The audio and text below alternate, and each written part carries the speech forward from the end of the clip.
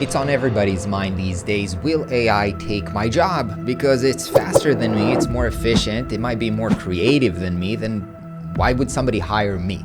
Well, I am actually personally not concerned for my work for actually two reasons that I want to share with you so that you can think about and perhaps be less worried about your work if you understand a little bit about the human psychology. So let's get started. Here are two stories for you to think about. Number one, why is it that in the world where, let's say fashion, for example, you can buy really high quality work that are manufactured in like a big factory in China, let's say, that's really, really cheap to produce, that because they're doing so many of them, the quality is actually very, very high. Why, when that happens and people can buy really high quality clothes from that factory, the richest people in the world would actually go and pay way, way, way more money, like 100 times or more money for like an old Italian tailor to do a handmade shirt or a suit for them when it's way slower, when probably the quality of his sewing is not as good as the huge factory and this person might have more mistakes. And so, of course, we can debate what quality is, but it's way, way, way less efficient to do it that way. But still, the richest people in the world go that route.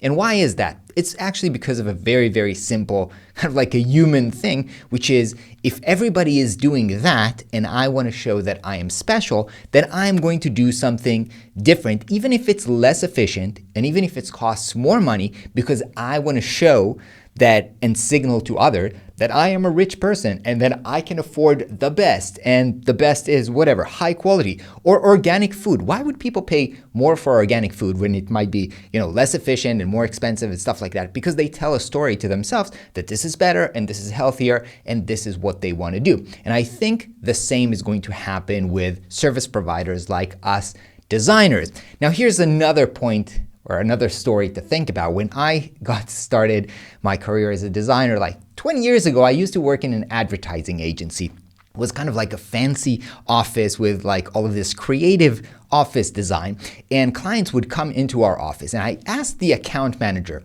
why would the client spend so much money waiting, stuck in traffic in middle of the town to get to our office just for us to present the creative ideas to them? I mean, they're paying us. We could have wasted all of that time going to their office, not to mention Zoom calls and stuff like that. Why are they wasting so much time coming into our office?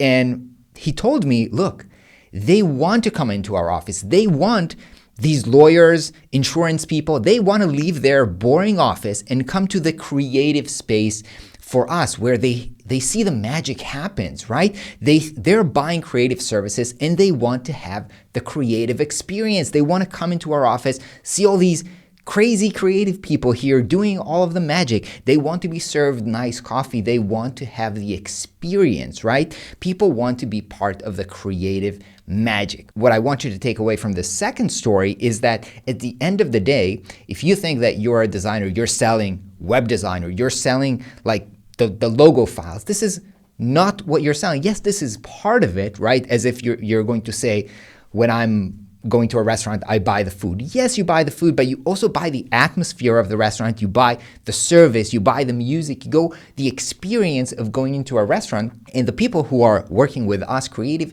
they are basically buying the experience of working with a creative person who helps them solve their business problems, right? They enjoy coming to their office. They enjoy shaking our hands. They enjoy the little small talk because this is the experience of buying creative service for them. So with these two things in mind, I want you to understand that these are two things that you can definitely use to win AI. Because even if a lot of the people in the world are going to use AI tools to get the job faster and, cheaper and maybe of a high quality to some degree, right?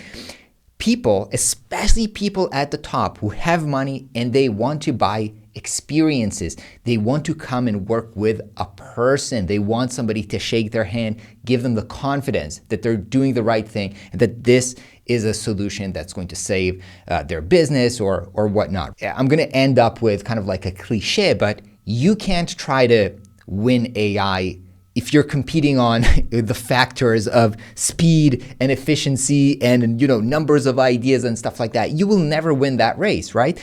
But the one thing that you can win AI is that you are human, right? You are by nature human. You are by nature operating in the real space and not stuck inside of a computer. So using these things that only you have or are going to be very, very difficult for AI, you can use them to win. And I'm going to end with even another cliche, which I'm probably going to butcher this quote, but it's something like, you can't be anyone else, so you best be yourself. And I think this is really going to be the edge, I think, for us in the age of everybody's talking to robots all day long. Your edge is that you are a human and you need to celebrate your humanity and your uniqueness.